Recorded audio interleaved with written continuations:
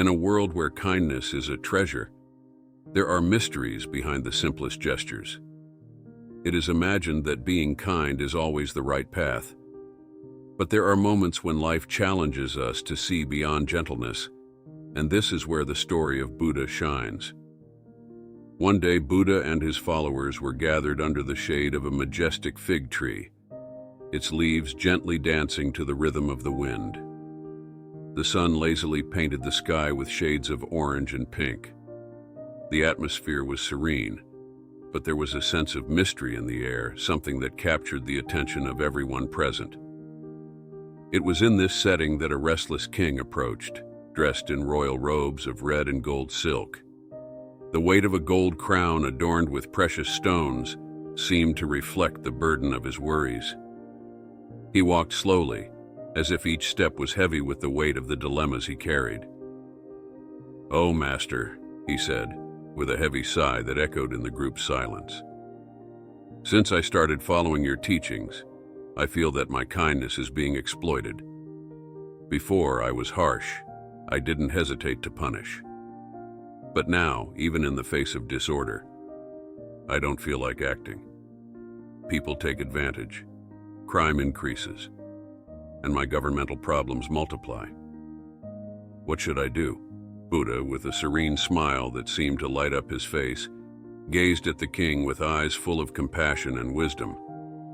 He was a calm and radiant figure, wearing simple linen robes, but with a presence that exuded a profound peace.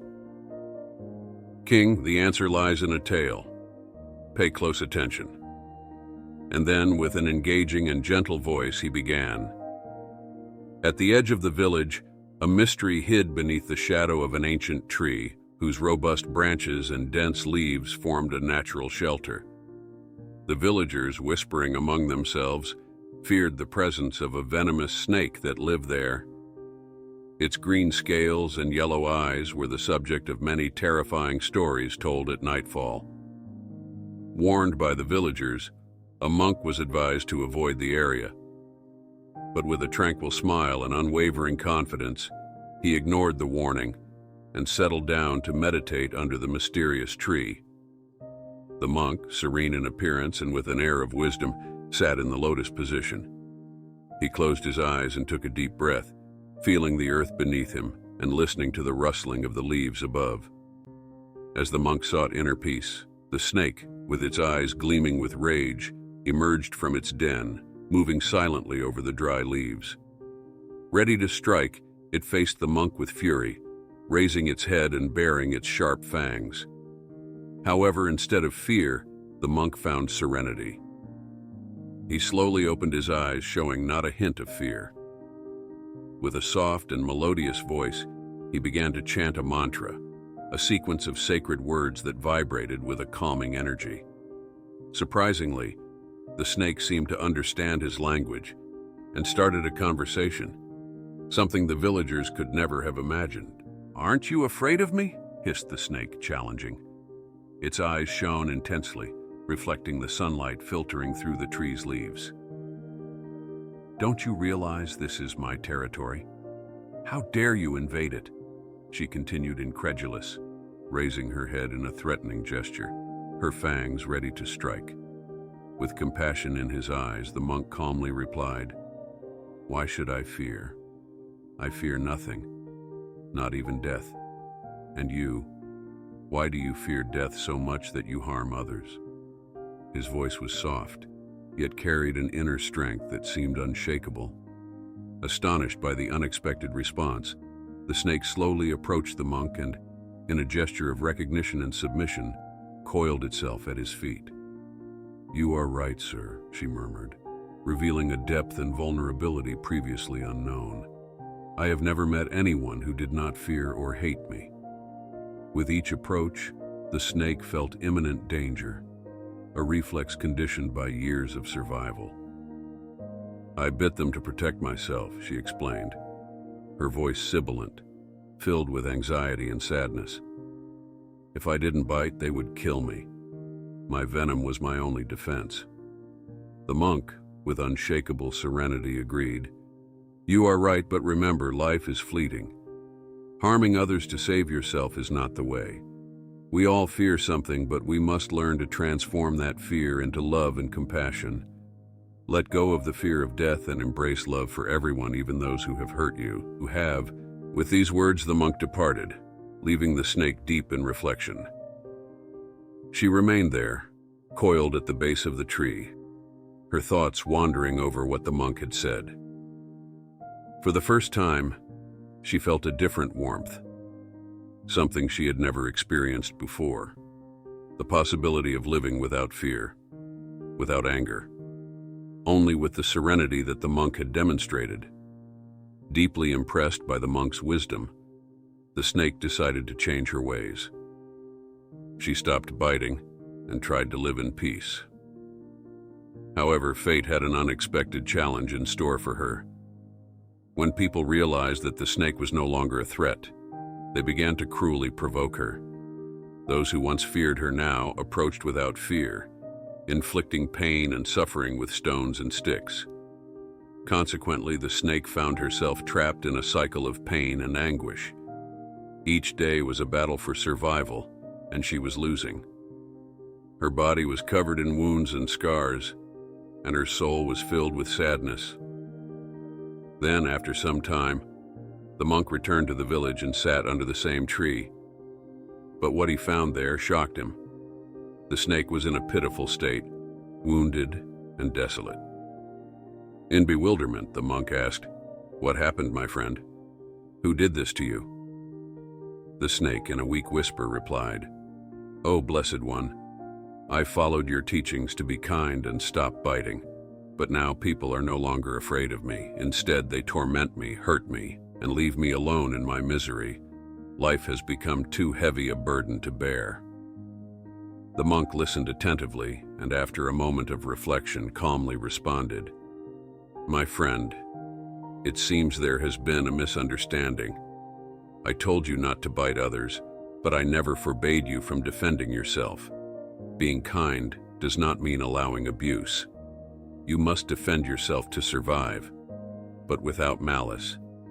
Show your strength, but use your venom only when absolutely necessary to protect yourself." In front of the king, Buddha delved into the mystery of words. "Have you found the answer to your quest? Like the snake, it seems you also misinterpreted my teachings. I encouraged you to abandon cruelty, but I did not mean for you to abandon your duties as a leader. If you want to maintain order in your kingdom, you must be strong enough to punish those who break the law. Your people must respect and fear you, for without that authority, chaos and disorder can infiltrate your domain. Remember, a weak leader is an easy prey for foreign invaders. You must show firmness outwardly to keep everyone in line. By enforcing justice, you ensure peace and security in your kingdom. Therefore, govern with the compassion of a monk in your heart, but with the unyielding authority of a king." On a journey through our lives, we discover that kindness is a bright light, illuminating the paths we take. This light guides us, bringing peace and harmony to ourselves and others. But be careful, for being excessively kind can lead us down dark paths where others may exploit our generosity for their own benefit, leaving us feeling like mere pawns in their games. Kindness, though noble, needs to be accompanied by clear boundaries, like fences that protect our garden. Imagine a beautiful garden filled with colorful flowers and fruit trees. If we leave the gate always open, anyone can enter, pick the fruits, trample the flowers, and damage the plants. We need a fence to protect this precious space. Similarly, our kindness needs limits to protect our emotional and mental well-being. For example, in the workplace, if we open our hearts and hands, our colleagues may begin to take advantage of this openness. They may repeatedly ask for our help without offering anything in return. The workload increases, stress accumulates, and our personal productivity starts to suffer. To maintain a healthy environment, it is essential to learn to say no when necessary, establishing boundaries that preserve our energy and mental health.